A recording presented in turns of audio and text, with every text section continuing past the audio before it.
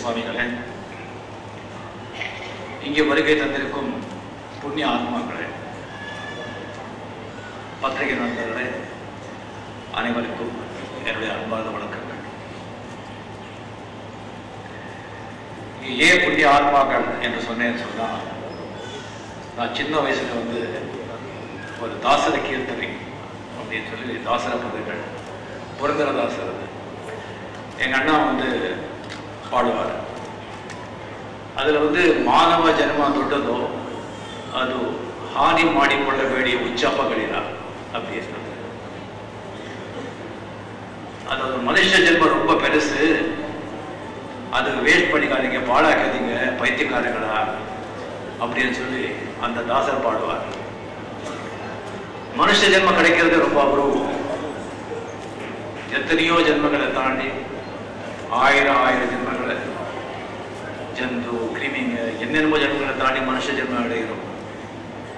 அது அடைஞ்ச பிறகு இந்த சம்சாரத்திலேயே மூழ்கி பணம் காசு பப்பம் பண்ணாட்டி புள்ள அது இது கூட்டாருங்க உறவுங்க பணம் புகழ் சுகம் சந்தோஷம் அப்படின்னு அதுலேயே மூழ்கி சாகாம நான் யார், எங்கிருந்து வந்தேன், இறந்த பிறகு எங்கே போறேன், அந்த கடவுள் யார், நான் அந்த ஆத்மானா என்ன அப்படிங்கிற கேள்வி வர்றது ரொம்ப அபூர்வம். அந்த மாதிரி கேள்வி வந்த பிறகு அதுக்கு விடை கொடுக்கிறதுக்கு குரு கிடைக்கிறது அதை விட அபூர்வம்.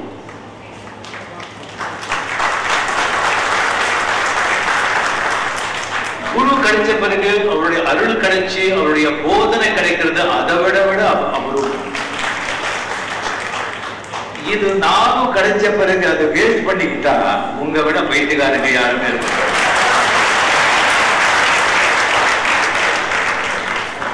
இங்க இருக்கிறவங்களுக்கெல்லாம் அது நானும் கிடைச்சிருக்கு, தயவு செஞ்சு வேஸ்ட் பண்ணிக்க வேண்டாம். நான் ஒரு ஆன்மீகவாதி அப்படின்னு சொல்லிக்கிறதுல ரொம்ப பெருமைப்படுறேன்.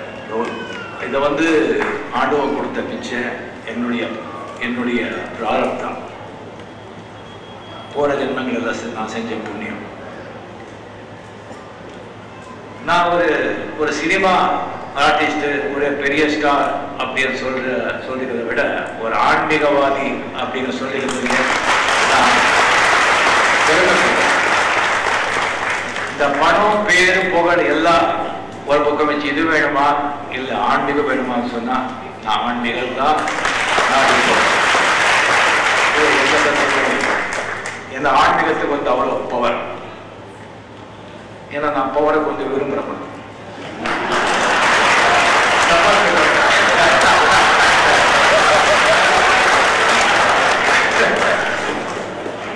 நான் ஒரு ராஜா இருந்தா, ராஜா அவனுக்கு ஒரு மந்திரி இருந்தான். அவனுக்கு ரைட் ஹேண்ட் மாதிரி அதிபுத்திசாலி, அந்த ரொம்ப நல்ல மந்திரி. அவர் இல்லாம ராஜா இருக்கவே முடியாது. சோ அந்த மந்திரிக்கு அந்த ராஜா சகல சௌகரியமும் பண்ணி கொடுத்திருந்தாரு. அவருக்கு ஈக்குவலா சகல சௌகரியமும் பண்ணி கொடுத்து அவர் அந்த ஸ்தானத்துல வச்சிருந்தாங்க. ஒரு பர்டிகுலர் டைம் திசைக்கான பிறகு அந்த மந்திரி சொன்னாங்க, ராஜா என்ன விடை கொடுங்க, எனக்கு இது போதும், நான் போகணும். எங்க போறீங்க? இல்ல நான் எங்கேயோ தான் இமயமலை போறேன், நான் நிம்மதியை தேடி போறேன். இவனுக்கு என்ன வேணும்? நிம்மதிக்கு பணம் இல்லையா, புகழ் இல்லையா, ஐஸ்வர்யம் இல்லையா, வஜ்ரவை என்ன இருக்க சொல்றீங்களா? இல்லை, நான் வேற நாடி போறேன், எனக்கு விட்டுடுங்க. சரி, அப்புறம் ரொம்ப சொல்ல முடியல, சரி நீங்க போங்க அப்படின்னு சொல்லி மனசு இல்லைன்னு சொன்னா கூட அவர் விட்டுட்டாங்க. அவர் இங்க இப்பதான் இமயமலை தான் போயிட்டு அவர் ரொம்ப மிஸ் பண்ணாங்க ராஜா. ஒரு 3-4 வருஷம் கழிச்சு அந்த மந்திரி அந்த ஊருக்கு வந்தார், அந்த நாட்டுக்கு. சன்னியாசியா வந்திருக்காரு. ஊர் வெளியே ஒரு குடிசை போட்டாக்க தங்க இருக்காரு. அவர் அரண்மனைக்கெல்லாம் விட மாட்டாரு. அவர் ராஜா கேள்விப்பட்டார். சார் அவரே போனோம். ராஜா சன்னியாசிக்கிட்டே போனார். அந்த மந்திரி வெளியே ஒரு சின்ன குடிசை, ஒரு தரையில ஒரு பாய், ஒரு சின்ன சொம்பு தண்ணி, ஒரு சின்ன தட்டு, அவ்வளவுதான். ராஜா நின்னாரு. இங்க எப்படி இருக்க? நல்லா இருக்க?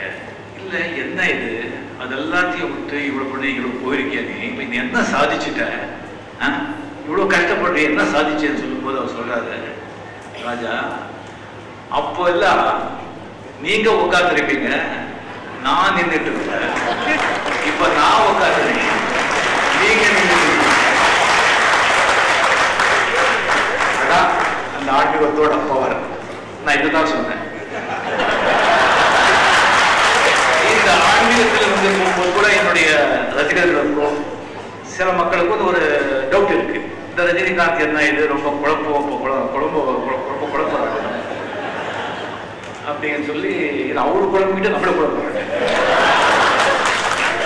ஒரு வாட்டி ராகவேந்திர சுவாமி பக்தர் சொல்லுவாங்க, இன்னொரு வாட்டி பார்த்தா ரமண மகரிஷியர் சொல்றாங்க, இன்னொரு வாட்டி பார்த்தா தயானந்த சரஸ்வதின்னு சொல்றாங்க, சச்சிதானந்தர் சொல்றாங்க, திடீர்னு யாரும் சுவாமி ராமன் சொல்றாங்க, திடீர்னு பார்த்தா பராம சிவானந்தா பாபாஜியா சொல்றாங்க. அவருக்கு ஏதோ ஒரு நிறைய ஒரு இருக்க மாட்டாங்களா அப்படின்னு சொல்லிட்டு ஒரு கேள்வி இருக்கு. சரி, குருக்கள் வந்து இந்த குருக்கு இந்த சிஷ்யன்னு சொல்லி ஆல்ரெடி எழுதப்பட்டு இருக்கும். பட் அந்த பாதை ஆன்மீக பாதைக்கு ஒரு குருக்கள் வந்து இந்த ஆன்மீக ஒரு நெட்வொர்க். இந்த குரு இந்த சிஷ்யனுக்கு தான் அப்படின்னு சொல்லி அது சிஷ்யன் ரெடியானாதான் குருவே தோணுமா. எனக்கு முதல் குரு என் ஆன்மீக பாதையில என்னுடைய அண்ணா சத்யநாராயண காயக்வாட். அவரு தான் என்ன ஆன்மீகத்தில் வந்து ஈடுபடுத்திருக்காங்க. எங்கே ஒரு கதா காலட்சேபம் நடந்தாலும், எங்கே பஜனை நடந்தாலும், எங்கே தெய்வீக காரியங்கள் நடந்தாலும் என்ன சின்ன வயசுலேயே கையை கொடுத்து கூட்டிட்டு போவாங்க. இந்த ராமகிருஷ்ண ஆசிரமத்தில் சேர்த்ததே அவர் தான். ஸோ ராமகிருஷ்ண பரமஹம்சர் என்னோட 2வது குரு. அந்த ராமகிருஷ்ண ஆசிரமத்தில் அந்த ஒழுக்கத்தை கற்றுக்கிட்டேன். நம்ம சம்பிரதாயம், பாரம்பரியம், ரிஷிகள், வேதங்கள் பற்றி தெரிஞ்சுக்கிட்டேன். ராகவேந்திரன் அவர்கிட்ட நான் பக்தியை கற்றுக்கிட்டேன், சதங்களை கற்றுக்கிட்டேன், ஸ்லோகங்களை கற்றுக்கிட்டேன். ரமண மகரிஷி அவர்கிட்ட நான் யார் அப்படிங்கிற உள்ளுக்குள்ள தமிழை தேடுதல் கொண்டு நமக்குள்ளே நம்ம போய் நான் யாருங்கிற கேள்வி கேட்டுக்கிறது, அது ரமண மகரிஷி கிட்ட கற்றுக்கிட்டேன். தயானந்த சரஸ்வதி அவர்கிட்ட சரியா சமூக பிரச்சனைகள் பற்றி தெரிஞ்சுக்கிட்டேன். சில சமூக பிரச்சனைகள், சில வேதம் உபனிஷத்துல சில நுணுக்கங்களை தெரிஞ்சுக்கிட்டேன். சச்சிதானந்தன் அவரு தான் உடம்பு இருக்கும்போதே எனக்கு வந்து குரு, எனக்கு மந்திரோபதேசம் பண்ண குரு சச்சிதானந்தன். அதுக்கப்புறம் கூட என்னுடைய தேடல் இருந்துகிட்டே இருந்தது. 1978 வந்துட்டு நான் ஆக்டர் ஆன பிறகு நான் ஏர்போர்ட்டை போகும்போதெல்லாம் அந்த புக் ஸ்டால வந்துட்டு ஒரு புக் இருக்கும். அதுல வந்து ஒரு சுவாமியோட போட்டோ இருக்கும். ஆட்டோபயோகிராபி யோகின்னு சொல்லி. எனக்கு வந்து இந்த சுவாமி வந்து பொண்ணா ஆனா அப்படிங்கிறதே டவுட். புக் வாங்க மாட்டேன், பட் அது கண்ணு மட்டும் அது என்ன பார்க்குற மாதிரி இருக்கும். இது பொண்ணா ஆனா அப்படின்னு சொல்லி அதுக்கப்புறம் ஒரு வாட்டி இந்த புக்கை நான் வாங்கிட்டேன். வாங்கி வச்சு பார்த்து அது வந்து ரொம்ப கஷ்டமா இருக்குது புரியறதுக்கு. அது இங்கிலீஷ் எல்லாம் நமக்கு வந்து சரியா தெரியாது சொல்லிட்டு அதுக்கப்புறம் அப்படியே நான் வச்சுட்டேன். ஒரு 20 வருஷம் 22 வருஷம் அந்த புக் என்னுடைய லைப்ரரியில இருந்தது. அது நான் வந்து படிக்கிறேன். அதுக்கப்புறம் வந்து நான் வந்து படையப்பா படத்தெல்லாம் பண்ணி முடிச்சுட்டு சரி இனிமே வந்து படம் பண்ணக்கூடாது அப்படின்னு சொல்லி எல்லாத்தையும் வெறுத்து போய் என்ன பண்ணுறதுன்னு தெரியாமல் இருக்கும்போது சச்சிதானந்தர் வந்துட்டு நீ வந்து ஆசிரமம் ஒழிச்சுட்டு அமெரிக்காவில் ஆசிரமத்துக்கு நீ வான்னு சொல்லி எனக்கு கூப்பிட்டு ஒரு 25 days 30 days அங்கே இருன்னு சொல்லி அவர் கூடவே என்னை வச்சுக்கிட்டாங்க. அப்போ அந்த புக்கை நான் கொண்டு போயிருந்தேன். அது எனக்கே தெரியாம அந்த புக்கை நான் எடுத்து வச்சது எனக்கே தெரியாது.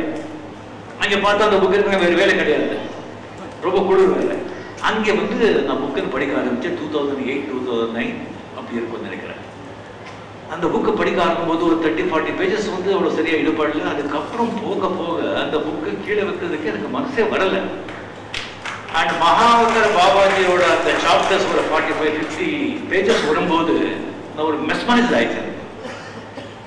அது என்னமோ என் பிள்ளைய வாழ்ச்சி கம்ப்ளீட் அந்த புக்கு ரொம்ப எனக்கு பாதிப்பு ஏற்படுச்சு அந்த புக்கு. ஸோ அதுக்கப்புறம் வந்து சுவாமிஜி வந்து எனக்கு மந்திரோபதேசம் பண்ணாரு. நான் வந்து ஆக்டிங் பண்ண வேண்டாம் எதுக்கு அப்படின்னு சொல்லும்போது இல்லை நீங்கள் ஆக்டிங் வந்து பண்ணுறது வந்து உங்களை மாதிரி ஒரு ஆக்ட்ரஸுங்க வந்து இந்த மீடியா சினிமா மீடியா வந்து அவ்வளோ பவர்ஃபுல் மீடியா. நம்ம மாதிரி ஒவ்வொரு 1000 சுவாமிகளை வந்து சொல்லாதது வந்து நீங்கள் சினிமாவில் சொன்னால் அது போய் சேரும். ஸோ நீங்கள் ஆன்மீக விஷயங்கள் எல்லாம் நீங்கள் வந்து ஏன் படத்தில் நீங்கள் சொல்லக்கூடாது, நீங்கள் செய்யக்கூடாது அப்படின்னு சொன்ன பிறகு நான் படம் பண்ணலாமா அப்படின்னு சொல்லி நான் திங்க் பண்ணிட்டு இருந்தேன்.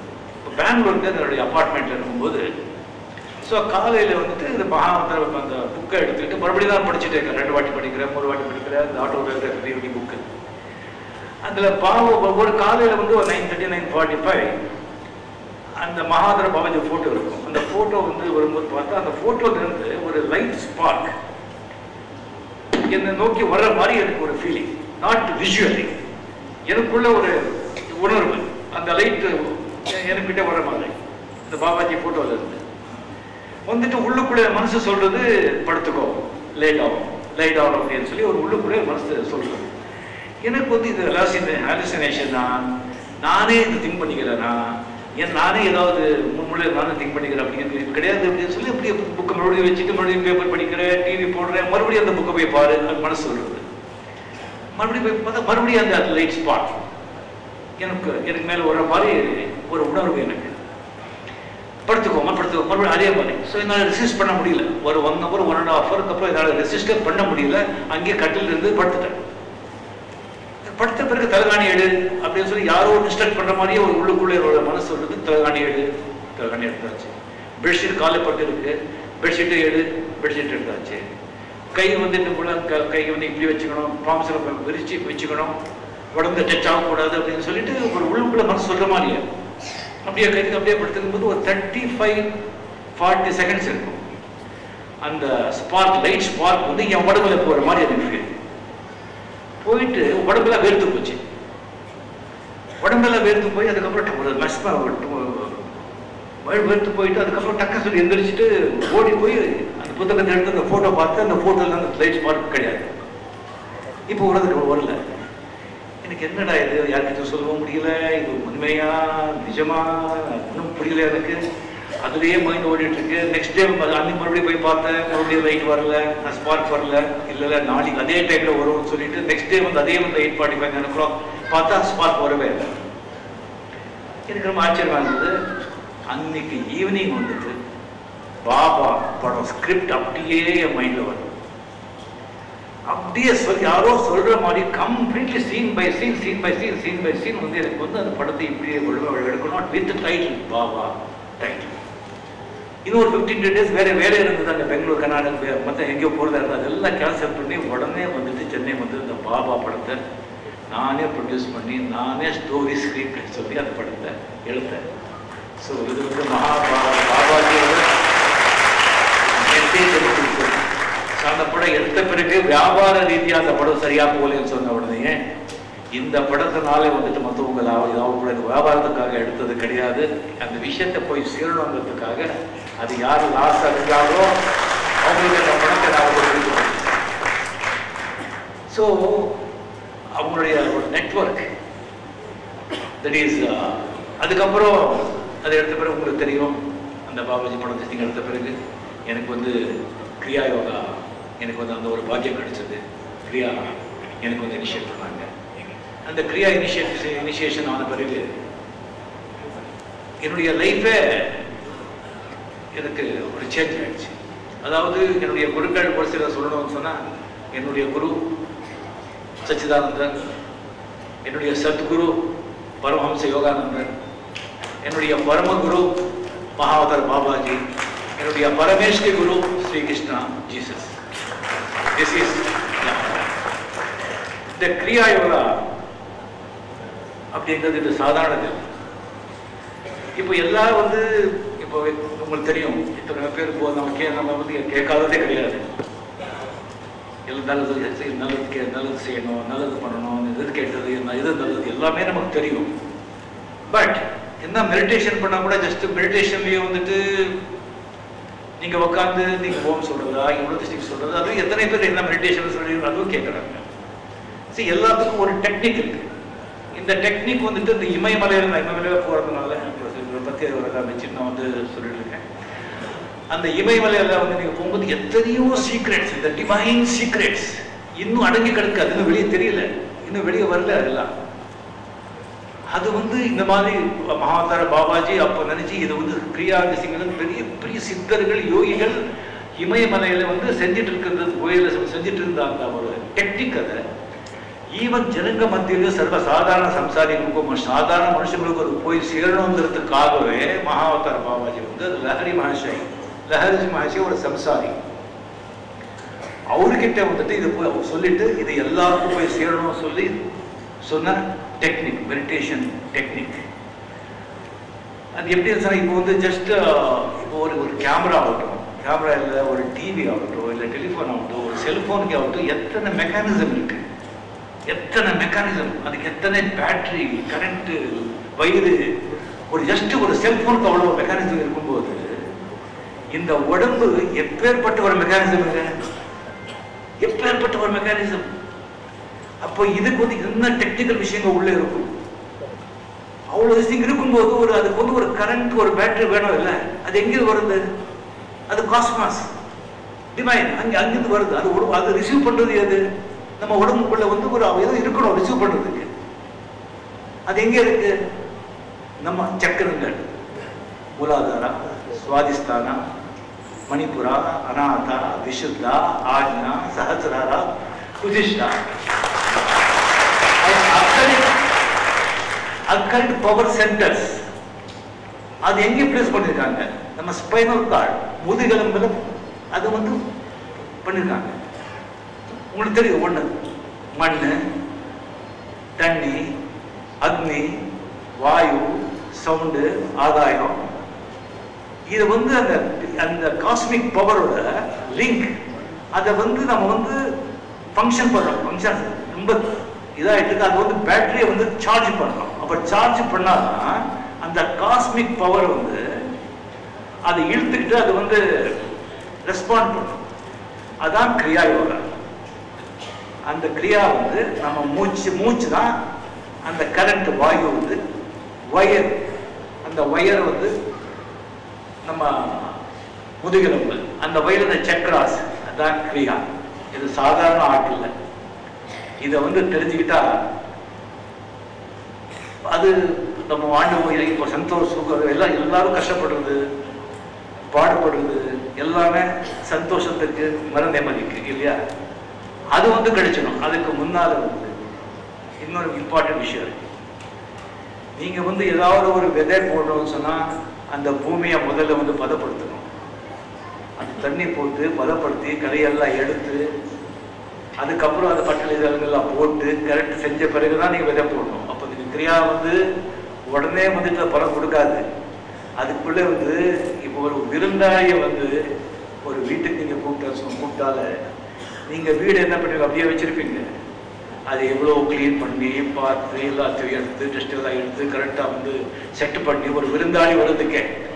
ஸோ அப்பேற்பட்ட ஒரு கடவுள் விருந்தாளி உங்க நெஞ்சுக்குள்ள வரணும்னா உங்க நெஞ்சு எவ்வளோ தூய்மையா நீங்க வச்சுக்கணும். எவ்வளோ தூய்மையா வச்சுக்கிட்டாதான் அது பலன் கிடைக்கும். அந்த ஆண்டவன் அந்த கிரியாவை ஒர்க் அவுட் ஆகும். இல்லைன்னா அது வந்து சாத்தியம் இல்லை. அது எப்படின்னு சொன்னா எல்லாருக்குமே ஒரு வாட்டி துத்ராஷ்டர் வந்து கிருஷ்ணனுக்கு சொல்றாரு, கிருஷ்ணா நீ வந்து அர்ஜுனனுக்கே எல்லாம் உபதேசம் பண்ணிட்டு இருக்க, நீ துரியோதனனுக்கும் வந்து என்னுடைய பையன் அவன் தான் வேற இருக்கப்ப அவனுக்கும் வந்து உபதேசம் பண்ணு அப்படின்னு சொல்லும்போது கிருஷ்ணா சரின்னு சொல்லிட்டு துரியோதனன் கிட்டே வந்து உபதேசம்ல போவார். அப்போ துரியோதனா சொல்றான், இதை பாரு கண்ணா, எனக்கு எது நல்லதும் தெரியும், எது கெட்டதும் தெரியும், எது தர்மம் தெரியும், எது அதர்மம் தெரியும், எது செஞ்சா புண்ணியம் தெரியும், எது செஞ்சா கர்மம் தெரியும். அதான் செய்ய முடியல, நான் செய்ய மாட்டேன். அங்க அர்ஜுனன் சொல்லி ஒருத்தர் இருக்கான், அவன் நல்லதும் தெரியாது கெட்டதும் தெரியாது, எது செய்யணும் தெரியாது, எது செய்யணும் தெரியாது, அவங்கிட்டே பின்ன போய் நீ சொல்லு அப்படின்னு துரியோதனன். அர்ஜுனன் வந்து நிஜமா அவன் வந்து எல்லாமே சரண்டர் ஆயிட்டான். அவன் ஆத்மாவும் சுத்தியா இருந்தது. அதனால்தான் கிருஷ்ணா அந்த சொன்னது எல்லாமே அவனுக்கு வந்து பகவத்கீதை அவன்கிட்ட சொன்னாங்க. ஸோ ஒரு விதத்துல நாம எல்லாரும் துரியோதனர்கள் தான். தெரியும் எது நல்லது செய்யணும், எது கெட்டது செய்யணும் சரி, அதை செய்ய மாட்டோம். பொய் சொல்லக்கூடாதுன்னு தெரியும், பொய் சொல்லுவோம். அவன் மோசம் பண்ணக்கூடாதுன்னு தெரியும், மோசம் பண்ணுவோம். ஆசைப்படக்கூடாதுன்னு சொல்றோம், ஆசைப்படுவோம். ஸோ துரியோதனங்களா இல்லாம நாம் வந்து அர்ஜுனங்களா மாறுதான் நம்மளுடைய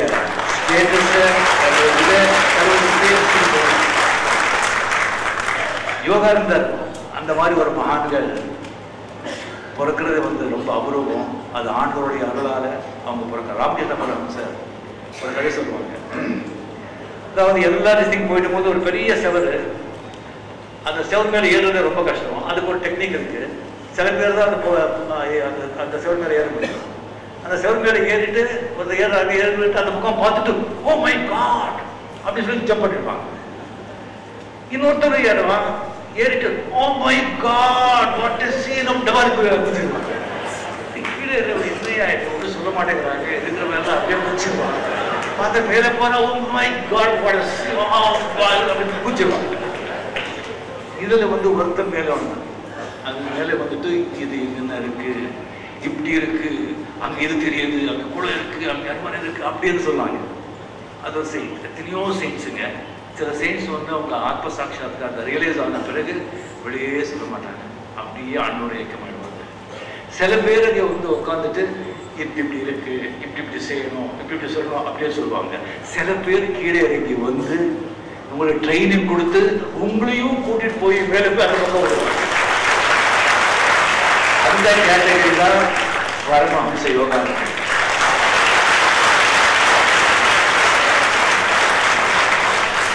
இந்த புக்கை யூஸ் பண்ணணும் சொல்லிட்டு சொன்னாங்க. இது வரைக்கும் நான் ஏதாவது ஒரு விழாவுக்கு போயிட்டு அங்கே ஏதாவது ஒரு புத்தகம் நான் வெளியிட்டிருக்கேன் வழியே, ஒரு புத்தகம் வெளியிட்டு விழான்னு சொல்லி ஒரு புத்தகத்தை வெளியிட்டது இது வரைக்கும் நான் கிடையாது.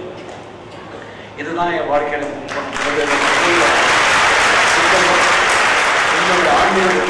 எனக்கு ஒரு குழந்தை இருக்கு. ஒரு புத்தகத்தை எடுத்துட்டா அதுல நல்ல விஷயங்கள் இருந்தா அதை பெண் எடுத்து நோட் பண்ணுறது, பேஜ் எடுத்து நோட் பண்ணு. இந்த புத்தகம் எனக்கு ஜஸ்ட் ஒரு 10 days 15 days பிஃபோர் கொடுத்தாங்க. ஷூட்டிங் இருக்கும்போது டைம் இருந்தது.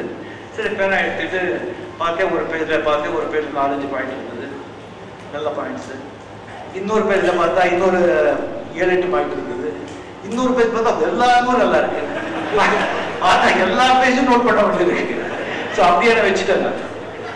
ஸோ இந்த மாதிரி ஒரு அருமையான ஒரு புத்தகத்தை வெளியிடுறதுக்கு இந்த பாக்கியத்தை கொடுத்த சுவாமிஜிக்கு என்னுடைய மனமார்ந்த நன்றியை தெரிவித்துக் கொண்டு, நான் சொன்ன மாதிரி இது சாதாரண விஷயம் இல்லை. அவ்வளோ பெரிய வாய்ப்பு உங்களுக்கு எல்லாம் கிடைச்சிருக்கு.